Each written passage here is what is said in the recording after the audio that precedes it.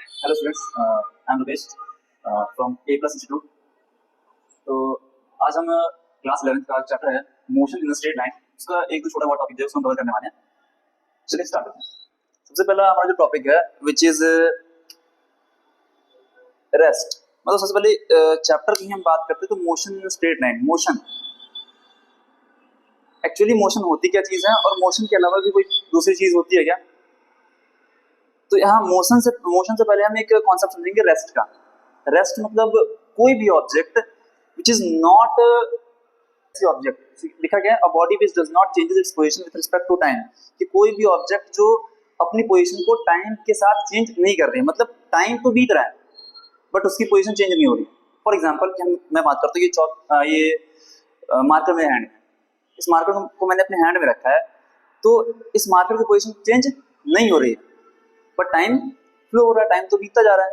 It means हम क्या बोलेंगे, ये रेस्ट में। बट अगर मैं अपनी बात करूं तो मैं अपनी पोजीशन चेंज कर रहा हूं, इट मींस टाइम के साथ मैं किस में हूं, मैं मोशन में हूं। अच्छा, कई बार सवाल ये आता है कि क्या लिटरली हम मोशन में हैं या फिर रेस्ट में हैं। चलिए जैसे कि बहुत एक एग्जांपल लेते हैं, लाइक एक रॉबर, एक डाकू है, वो एक ट्रेन में चढ़ जाता है, चलती ट्रेन में चढ़ गया है और ट्रेन में चढ़ने के बाद सभी को इसके सामने गन निकाल कर कहने लग गया है हैंड्स अप, कि अपने हाथ ऊपर कर लो एंड डोंट मूव, और अपनी जगह से हिलना नहीं है। बट ट्रेन तो चल रही है और मूव नहीं करना है, तो क्या बताइए, क्या वो रेस्ट में होगा कि मोशन में होगा? इसका आंसर आप कमेंट में बताएंगे। चलिए इसके आगे अगर बात करते हैं तो यहाँ पे इसका आंसर आएगा, यहाँ कॉन्सेप्ट रहता है रेफरेंस का, फ्रेम ऑफ रेफरेंस का, कि कोई भी चीज यहाँ एब्सोल्यूट रेस्ट में नहीं है ना ही एब्सोल्यूट मोशन में है। अगर हम कह ले कि चौक आपने मार्कर लिया, सर मार्कर आपके हैंड में है तो फिर ये रेस्ट में है, बट नहीं, आप भी उसी रेफरेंस में, आप भी उसी फ्रेम में है, इसलिए आप मुझे देख पा रहे हैं कि ये रेस्ट में है। जैसे कि फॉर एग्जांपल अगर ट्रेन में कोई पर्सन बैठा हो, वो ट्रेन के में बैठे किसी और पर्सन को देख रहा हो, तो दोनों तो एक दूसरे के लिए रेस्ट में ही है, बट उस वहां से बैठकर वो कहीं बाहर की चीज को देख रहा हो तो वो मोशन में नजर आ रही होगी। तो यहाँ फर्क पड़ता है फ्रेम ऑफ रेफरेंस का। फॉर एग्जांपल जैसे कि अगर हम यहाँ नॉर्मली रेस्ट में बैठे और यहाँ कोई मून से बैठा हुआ आदमी हमें यहाँ देख रहा हो, तो उसके लिए तो हम मोशन में है। तो यहाँ कहने की बात है कि कोई भी चीज एब्सोल्यूट रेस्ट या एब्सोल्यूट मोशन में होती है। तो जैसे कि इस चीज को समझने के लिए, रेस्ट और मोशन चीजों को समझने के लिए आप ऐसे भी कर सकते हैं दैट आप you should draw the axis, X axis, Y axis and Z axis, और इसके साथ में हमने यहाँ लगा दिया है एक टाइमर जो टाइम भी मेजर कर रहा है। और यहाँ पे कोई भी इसको हम बोल रहे हैं फ्रेम ऑफ रेफरेंस। इस पोर्शन में, इस जगह पर अगर हमने कोई भी ऑब्जेक्ट रखा है जिसकी तीनों एक्सिस है, एक्स, वाई, जेड, अगर वो इस पॉइंट पर रखा गया है और टाइम के बीतने के बाद भी उसके कोऑर्डिनेट्स चेंज नहीं हो रहे हैं, उसकी एक्स, वाई और जेड की वैल्यूज अगर चेंज नहीं हो रही है, इट मींस हम बोलेंगे कि वो रेस्ट में है।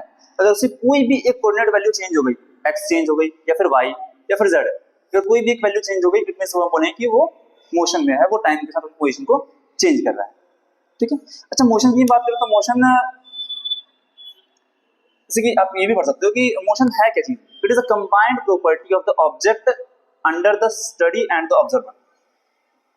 ये सिर्फ ऑब्जेक्ट की बात नहीं है, ये ऑब्जर्वर की भी बात है कि ऑब्जर्वर क्या है, कि शायद ऑब्जर्वर भी रेस्ट में है, आप भी रेस्ट में हो, दोनों एक ही फ्रेम में लाई कर रहे हो, इसलिए आपके सामने वाला पर्सन, सामने वाली चीज आपको रेस्ट में नजर आ रही है। बट वही जैसे आपको एग्जांपल लिया ट्रेन का, कि आप ट्रेन में हो, आप मोशन में हो और आपके सामने वाली चीज रेस्ट में, तो आपको वो भी आपको मोशन में नजर आएगी, वो भी आपको ट्रेन के बाहर की चीज भी आपको चलती हुई नजर आएगी। एक्चुअली मोशन में आप हो बट आपको नजर सामने वाली चीज को मोशन कर रही है। ठीक है। तो it is the combined property of the object, कि ऑब्जेक्ट की कंबाइंड प्रॉपर्टी है जो स्टडी और ऑब्जर्वर दोनों पर डिपेंड करती है। ठीक है। अच्छा, मोशन की बात करें, मोशन कितने टाइप्स के होते हैं, तो we can say that motion is of two types, specially कि हम uniform motion and non uniform motion, जो चीजें आपने पहले भी क्लास में पढ़ी होंगी शायद। यूनिफॉर्म मोशन हम किसे कहते हैं? यूनिफॉर्म मोशन मतलब कोई भी एक object which covers equal distance in equal interval of time, कि वो हर एक इक्वल टाइम में, मतलब हर एक सेकंड में वो सेम डिस्टेंस कवर कर रहा है। फॉर एग्जाम्पल अगर मैं अपनी बात करता हूँ कि मैं पहले सेकंड में 1 मीटर चला, दूसरे में भी 1 मीटर चला, तीसरे में भी 1 मीटर चला, अगर हर एक सेकंड में मैं इक्वल डिस्टेंस कवर कर रहा हूँ, इट मींस जो मेरा मोशन होगा उसको हम यूनिफॉर्म मोशन कह सकते हैं। और नॉन यूनिफॉर्म मतलब हम अनइक्वल डिस्टेंस कवर कर रहे हैं, मतलब टाइम तो हर एक एक सेकंड ही ले रहे हैं, we are covering unequal distance in equal interval of time. ये हम unequal distance equal, for example जैसे कि हर एक सेकंड, जैसे मैंने बोला अभी यूनिफॉर्म में 1 सेकंड में 1 मीटर, 2 सेकंड में फिर 1 मीटर, तीसरे सेकंड में फिर 1 मीटर। नॉन यूनिफॉर्म में क्या होगा, नॉन यूनिफॉर्म मोशन में कि पहले सेकंड में 1 मीटर चला, दूसरे में 2 मीटर चला, तीसरे में 4 मीटर, चौथे में 5 मीटर, ऐसे डिस्टेंस क्या हो रहा है, वेरी कर रहा है, तो उसको हम बोलेंगे नॉन यूनिफॉर्म मोशन। अच्छा, फिर यूनिफॉर्म मोशन में हम क्या पाते हैं कि यूनिफॉर्म मोशन में जो एक्सेलरेशन होती है वो जीरो हो जाती है। एक्सेलरेशन सर क्या चीज होती है, तो एक्सेलरेशन का फॉर्मूला होता है it is v minus you upon T. जिसको हम डिफाइन करने की बात करें तो क्या कह सकते हैं, it is the rate of change of velocity, कि वेलोसिटी किस रेट से चेंज हो रही है। जैसे कि वेलोसिटी फॉर एग्जांपल कि पहले सेकंड पे 2 मीटर पर सेकंड थी, दूसरे मीटर पे भी 2 मीटर पर सेकंड है, तीसरे मीटर पे भी 3 मीटर पर 2 मीटर पर सेकंड है, मतलब वेलोसिटी सेम रहेगी। तो किसमें होगी, यूनिफॉर्म मोशन में क्या होगी, कांस्टेंट वेलोसिटी। अब देखो क्या देखोगे, कांस्टेंट वेलोसिटी मतलब जो इनिशियल वेलोसिटी, जो आप चलने से जब आप चलना शुरुआत कर रहे थे, दैट इज इनिशियल वेलोसिटी, बिल्कुल स्टार्टिंग पोजीशन पे जो वेलोसिटी थी, और जो फाइनल वेलोसिटी, जो रुकने के टाइम जो आप वेलोसिटी निकाल रहे हो, दोनों वेलोसिटी क्या होगी, सेम होगी। जो हम देखेंगे कि इनिशियल मान लीजिए सर 10 है, v मतलब फाइनल, u मतलब इनिशियल।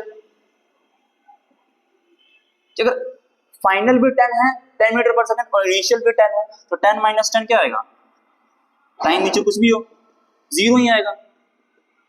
तो हमें क्या पता लगा कि एक्सेलरेशन क्या आएगी वहां पे, जीरो। मतलब यूनिफॉर्म मोशन में जब कांस्टेंट वेलोसिटी होगी तो वहां एक्सेलरेशन क्या आएगा, जीरो आएगा।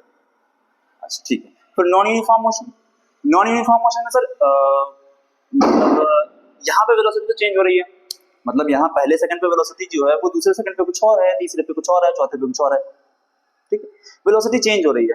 तो यहाँ पे जैसे कि नॉर्मली हम अपने एग्जांपल्स की बात हाँ like for bike, car, bicycle, कुछ भी आप चलाते हो, वहाँ पे यूनिफॉर्म मोशन हम नहीं होते, हमारी वेलोसिटी क्या हो रही है, चेंज हो रही होती है। जब आप स्टार्ट करते हो बाइक या साइकिल, तो आप क्या देखते हो कि इनिशियली आपकी स्पीड कुछ और होती है और फिर आपकी स्पीड चेंज होती है, मतलब वहाँ पे normally concept non uniform motion का ही लग रहा होता है। जहाँ पे कुछ ना कुछ एक्सेलरेशन जरूर होता है, वहाँ पे एक्सेलरेशन आपका जीरो नहीं होगा, ठीक है।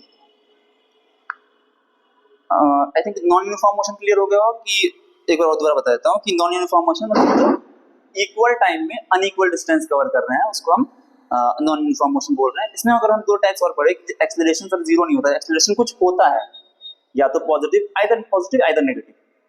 तो acceleration uniform acceleration, non uniform acceleration, मतलब जहां पर हर एक टाइम पर मतलब जो rate of change of velocity है वो सेम है। जैसे कि फॉर एग्जांपल कि मैंने बोला कि पहले सेकंड पे वेलोसिटी जो है वो 2 मीटर पर सेकंड से इंक्रीज हो गई, फिर दूसरे सेकंड पे जो वेलोसिटी है फिर 2 मीटर पर सेकंड और इंक्रीज हो गई, तीसरे सेकंड पे 2 से क्या हो गई 4 हो गई, तीसरे सेकंड पे क्या हो गई फिर 6 मीटर पर सेकंड, फिर डिफरेंस कितने का है 2 का है, फिर चौथे सेकंड पे फिर क्या हो गया 8 मीटर पर सेकंड। मतलब देख पा रहे हो डिफरेंस कितने का आ रहा है, यहाँ 2 का डिफरेंस आ रहा है। और हमने क्या बोला था कि rate of change of velocity, velocity का ही चेंज तो होता है एक्सेलरेशन, मतलब 4 माइनस 2 2। अगर यहां से आप देखो तो rate of change of velocity मतलब वेलोसिटी 4 माइनस 2 अपॉन टाइम का डिफरेंस कितना है, देखिए 2 माइनस 1 मतलब 1 सेकंड का टाइम है, it means 2 upon 1, it means इसको हम बोलेंगे 2 मीटर पर सेकंड स्क्वायर। तो हम क्या कह सकते हैं कि यूनिफॉर्म एक्सेलरेशन में जो rate of change of velocity है, जो एक्सेलरेशन है वो क्या होगा, कांस्टेंट होगा। यहाँ पे एक्सेलरेशन कांस्टेंट होगा, यहाँ पे क्या देख रहे थे हम, यहाँ वेलोसिटी कांस्टेंट थी। जब कांस्टेंट वेलोसिटी तो एक्सेलरेशन जीरो, जब कांस्टेंट एक्सेलरेशन तो उसको हम यूनिफॉर्म एक्सेलरेशन बोलेंगे। नॉन यूनिफॉर्म एक्सेलरेशन में क्या होगा, जहाँ पे रेट ऑफ वेलोसिटी, जो rate of change of velocity है वो भी डिफरेंस होगी, डिफरेंट होगी। जैसे कि पहले सेकंड की बात करें, पहले सेकंड पे इसकी वेलोसिटी मान लीजिए 3 मीटर पर सेकंड है, दूसरे सेकंड पे जो वेलोसिटी है वो 11 मीटर पर सेकंड मान लीजिए, तीसरे सेकंड पे 15 मीटर पर सेकेंड। देखो अब डिफरेंस देखिए, यहाँ पर डिफरेंस कितने का है, यहाँ पर डिफरेंस 8 का है, यहाँ डिफरेंस कितने का है, 4 का है। इस पॉइंट पे हम क्या करते हैं, इस पॉइंट पे we can not define acceleration, यहाँ पे हम एक्सेलरेशन डिफाइन नहीं कर सकते हैं। तो यहाँ पे हम क्या फाइंड करते हैं, यहाँ पे हम फाइंड करते हैं instantaneous velocity and instantaneous acceleration. जैसे कि फॉर एग्जांपल आप अपने बाइक या फिर कार अगर आपने देखा होगा चलते हुए, तो उसमें आप देखते हो कि उसमें स्पीडोमीटर लगा होता है। वो स्पीडोमीटर आपको क्या शो करता है, वो आपको शो करता है इंस्टेंटेनियस वेलोसिटी, मतलब उस पॉइंट ऑफ टाइम पे आपकी वेलोसिटी क्या थी, वो आपको एवरेज वेलोसिटी शो नहीं करता है। तो instantaneous velocity and instantaneous acceleration हम नेक्स्ट लेक्चर में कवर करेंगे। Thank you.